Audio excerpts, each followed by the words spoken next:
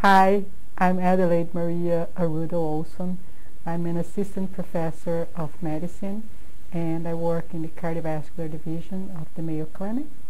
And I'm here to talk to you about our manuscript associations of TNFSF8 polymorphisms with peripheral neutrophil counts. This article is going to be in the November issue of the Mayo Clinic Proceedings. Well, initially, I would like to discuss the background of this study. And this current study is based on the fact that after a person has a heart attack, there is an inflammatory response in the body. And we can evaluate the degree of inflammation by measuring markers of inflammation in the peripheral blood cells, well as measuring the peripheral blood cells counts.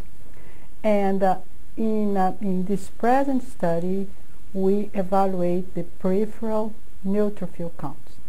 The neutrophils, they are cells that we all have, and they are part of our defense system. And on the setting of a heart attack, usually the neutrophil counts, they go up. And in a prior study, we have shown that the degree of elevation of the neutrophils was associated with different outcomes post-heart attack. For the present manuscript, we addressed the following question. Is there a genetic component to the degree of increase of neutrophils in the peripheral blood cells counts in a person after a heart attack? And we found that yes, there is an association between DNA variants and the peripheral neutrophil counts in people who have had heart attacks. For the clinical practice, the main message is that inflammatory response is in part genetically modulated. That the DNA variants, they are associated with the peripheral neutrophil counts in people who had heart attacks. For patients, this means that each one of us respond in a unique and individual way to a heart attack. And that response, as far as the inflammatory response to a heart attack, that response is in part genetically modulated.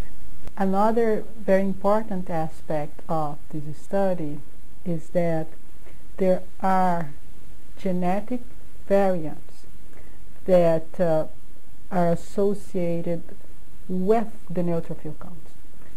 For instance, if a person has a certain genetic variant,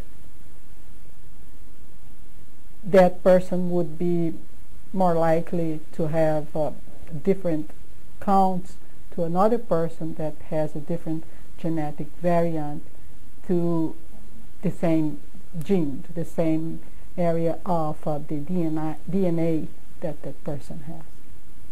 So this again shows that we are all different. But still there are some common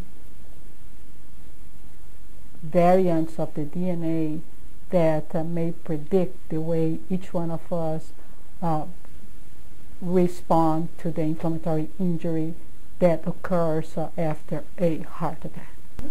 Thank you. We hope you benefited from this presentation based on the content of Mayo Clinic Proceedings.